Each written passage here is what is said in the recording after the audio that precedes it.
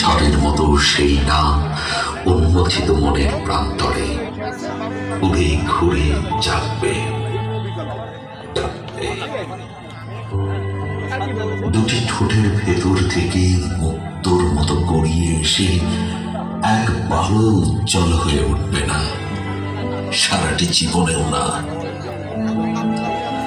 তবে হাত কি করে এই গুরুভার সইবে তুমি? কতদিন?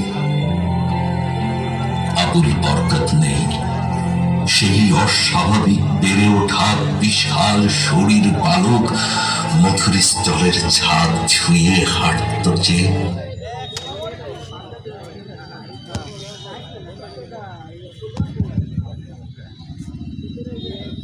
শ্রদ্ধাভাজন উপস্থিত ব্যক্তি যারা আছেন তাদেরকে অনুরোধ করছি, যাদের মোটরসাইকেল এবং সাইকেলগুলো আমাদের মঞ্চের পিছনে বা প্যান্ডেলের পিছনে জায়গা আছে, দয়া করে সেখানে নিয়ে যান। মাঠটি ফাঁকা করুন, মাঠের পরিবেশ সুন্দর রক্ষার্থে।